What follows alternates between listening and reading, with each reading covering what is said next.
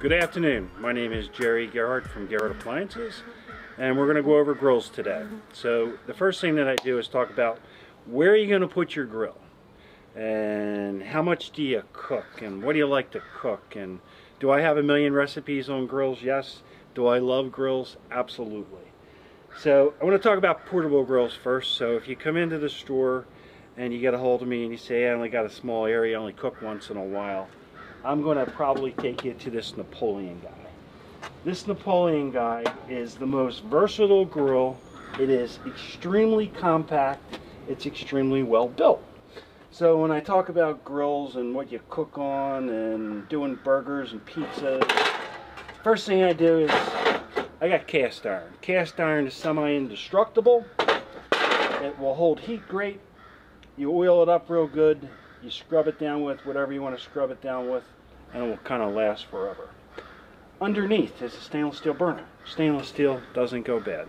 The only possibility is these little holes could clog. You just take a toothpick and you clean them all up, and then you throw out the toothpick when you're all done. Don't use it in your teeth. That's just my grilling tip. So I'm in a small confined area. I want to move this grill. Got a nice little lid lock on there. And I want to take this grill and I want to stow it. So we pull this little lever. This grill is going to go down, be nice and compact, and it's going to sit upright. So now this thing can store in a closet. Great grill for a small patio. Also a great grill to take to the Eagles game.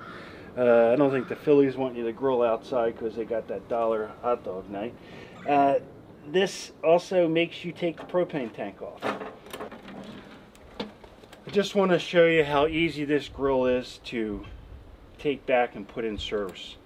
So we're just going to simply grab this grill, bring it up, lock it in place, and I'm back in action, ready to grill again. So great grill for small, compact areas, great grill to travel with. In addition to that, if you're a homeowner and you're only going to grill 4th of July, Memorial Day, you're only going to grill 2-3 days a week, this is a great grill. And if you end up not using it, just give it away to somebody.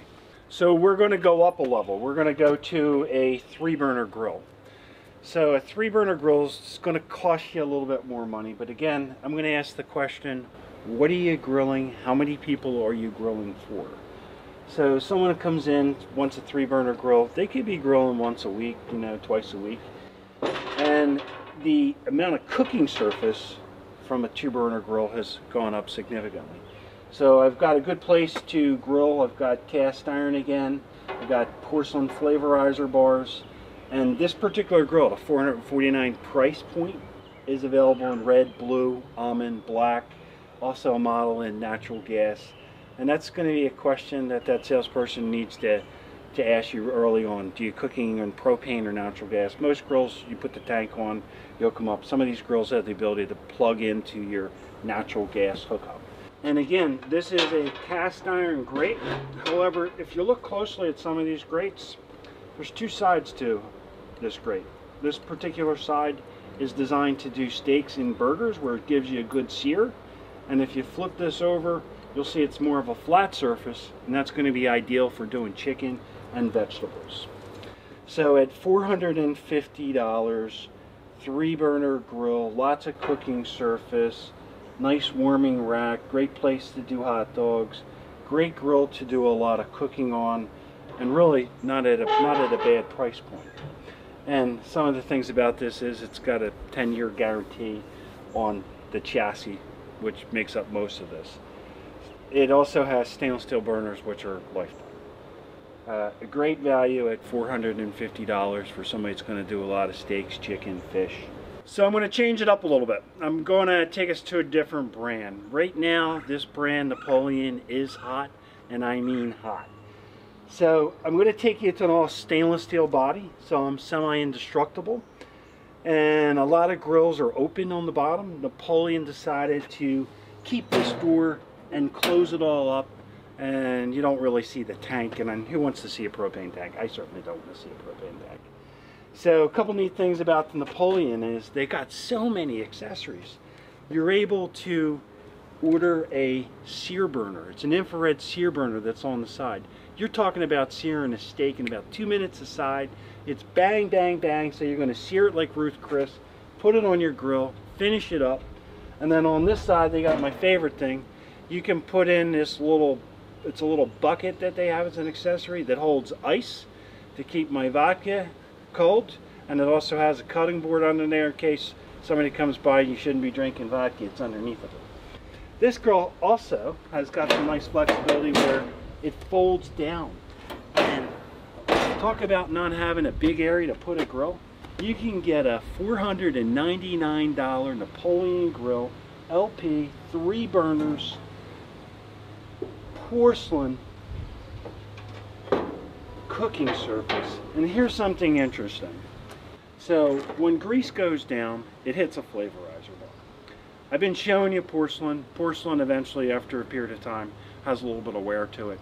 Stainless steel is not going to go bad. It's the same material from one side to the other. Scrub it, keep it clean. And below a stainless steel flavorizer bar, again, is a stainless steel burner. And the stainless steel burner is just not going to get bad. So for, if your budget's $499 to $700, you can come in and step into something, into the Rogue series in Napoleon. Virtually an indestructible grill. So now it's time for the big finale. So when someone's going to redo their yard and put, you know, 10, 20, 30, 40, 50, $100,000 in, and they're going to purchase a grill for their patio, they better be buying the right grill. And the right grill to me is something that's going to last 15, 20 years. So behind me is a Lynx grill. It's 15 years old. It's 15 years old because I've given it a little bit of care every once in a while. And there's so much versatility with this particular brand and a lot of brands is, yeah, you can buy a grill, natural gas, propane. They've got drawers, they've got refrigerators, they've got trash bins, paper towel dispensers, heating lamps, side burners, and then they also have a wok burner. So the sky's the limit with some of these brands. And if you're going to make a significant investment in your outside patio and you're going to use it a lot, you know, be thinking of something that's sturdy, it's going to last a long time, and it's very durable. Yeah, it may cost you $5,000 to $10,000 for a grill, but divide that by 10 and you're talking $400 or $500 a year to have a Mercedes in your backyard. So one of the first things I do on my grill is I turn on the lights.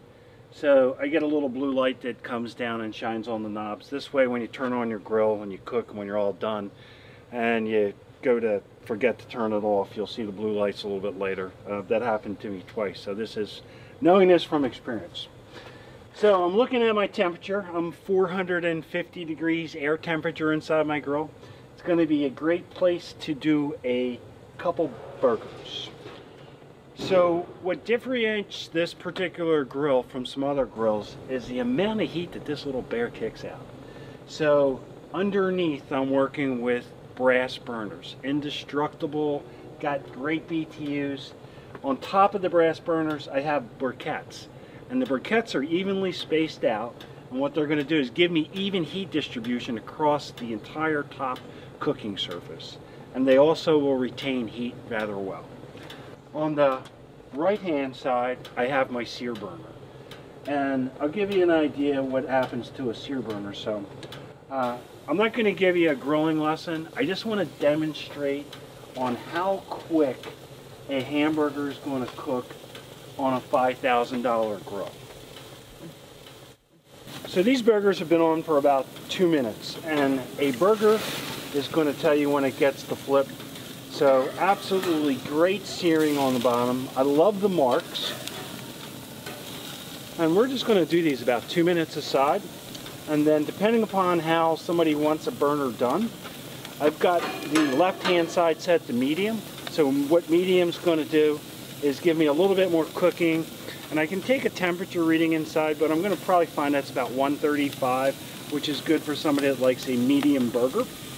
And people that like rare, the left-hand side, I'm actually going to leave it all the way off. And I'm going to do what you call indirect cooking. And those burgers are going to come out at about 120.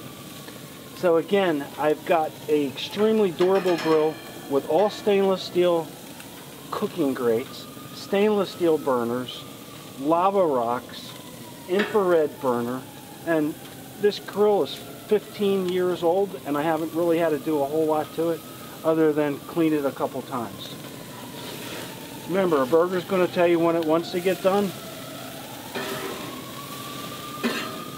Got some nice marks on these burgers, and I'm going to keep one on the rear side, so I'm going to take it all the way over to the left-hand side. In the back here is an infrared rear rotisserie, and that's when you got friends coming over, you want to throw a couple chickens on the grill. Great warming rack. And another thing about a grill about this caliber, it's also an outdoor oven. So if you're going to do a pizza, for instance, all you got to do is slide a pizza stone on, and we got pizza tonight for dinner. If you want to have some scallops, shrimp, two of my favorite little dishes, you can bring a pan out. Bring a cast iron frying pan out, put it right over top of a burner, and crank it on, close the lid, get it so that pan is steaming hot. Make sure you got a pair of gloves handy, and voila, you're going to have stir-fry shrimp, scallops, and just a crazy dinner. So the question comes up, I've got this really expensive grill, I can bake, broil, grill. Can I smoke with it? The answer is absolutely yes.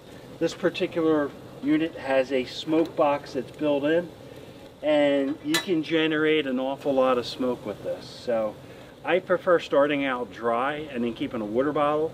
Some people prefer wet, but you can use this as a smoker. So you're going to turn one burner on, keep it on low.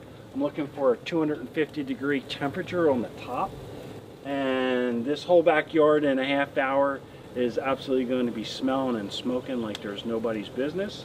And then I can put my product on, and I'm going to probably do some smoking of some ribs for about 6 hours, and then take them off and then coat them and wrap them in foil and put them back on again for another hour. And I'm going to have fantastic ribs for myself, my family, and my little dogs. So we talked about grills earlier. Now I want to talk about one of the most fascinating appliances for the outdoor kitchen in the last couple years. It is your very own pizza oven. Yes, this thing's going to cost you $6,000. However, if you have it for 10 years, it's $600 a year. If you do the math on that, it's $10 a week to have your own pizza oven. And I'm sure most families eat one pizza a week, so it kind of pays for itself. So it's more than a pizza oven. So you've got a lower grid, a lower burner that's infrared. That's going to heat up the bottom base. I'm trying to achieve about 1,000 degrees down there. And then I have a log in the back, and that's going to help me with the air temperature that's actually in the pizza oven itself. And I'm going to look for about 550 in there for air temperature. So pizza is going to take roughly 3-4 minutes. And some Friday nights I could end up getting 10 pizzas done in a little over an hour's time. How nice would it be to have every little kid have their own personal little pizza in no time flat?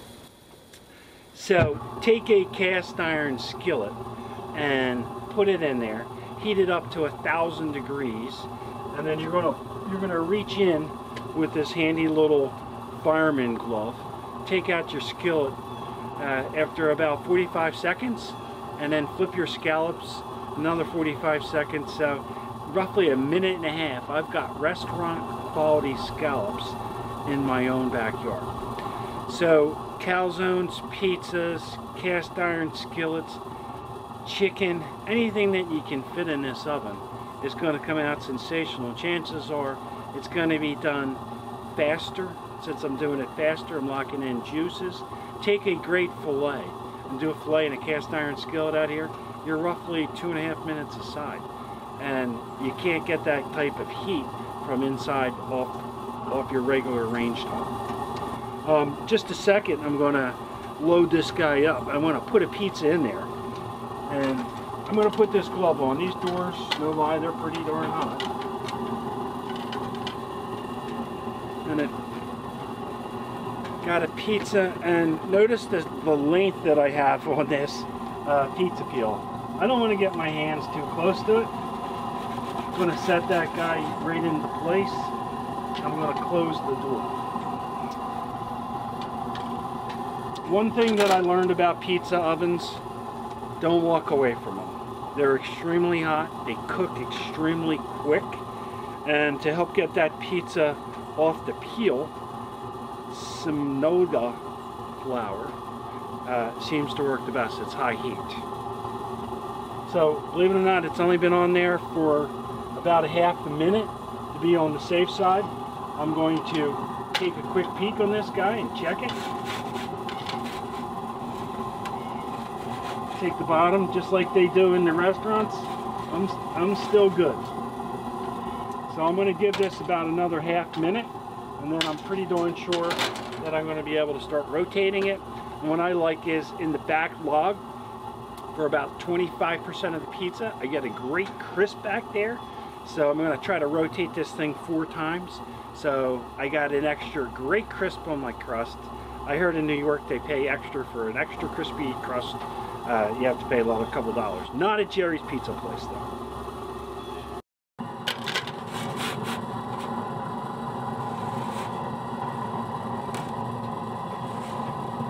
So I like to give this guy a little bit of a turn. So give it a quarter turn, and you'll notice that on this 25% of the pizza right there, I already got a really nice little crisp on there.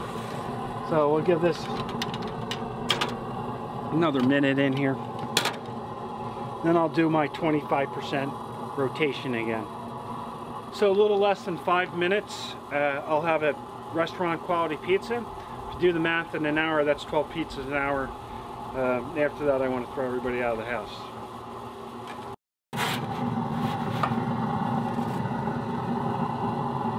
So I'm picking up my second Gerry pizza. We're up to the 9-minute mark, and baby, this thing is ready to come off the grill. Absolutely. And I'm going to tilt this back a little bit. If you can just take a quick peek at that crust underneath. Unbelievable. Thank you very much for watching today. We covered a couple different grills. As you know, there's many more models out there, and I'm sure a lot of you are going to have questions. Here's the great news. There's our website's listed on this film as well, www.gerhardappliance.com. We have 5 great locations. We've got about 60 sales staff. They are very knowledgeable in all the brands we have. I'm sure we got some questions. Feel free to call, email us. I didn't talk that much about charcoal grills today, but we have a full line of those and some grill smokers. I think we got over some of the things, you know, figure out how much you're going to cook, where you're going to cook, how many people are coming, and how much room do you have for your grill. We have it from $299 all the way up to $6,000, as you found out. It's bonus time at Gerry's Grills. So my 15-year-old grill, how do I keep it looking so good? Every once in a while I treat it a little bit. So in one of my drawers I keep my famous little buddy WD-40, and if you go down to the second line, protects metal. This is metal. It's stainless steel. It loves to get rust on it. It loves to corrode. So a couple times a year I simply spray WD-40 all over the outside of my grill, and outside only. I will rub it in, I will rinse it off, and I'll dry it. 15 years later, you can have a grill that looks like this. That's my bonus tip for today. Gerry, Gerhard, Gerhard Appliances. Thanks, Gerry, for sharing all your expert tips and advice. What was your favorite grill? Type your choice in the comments below. Thanks for watching, and happy grilling.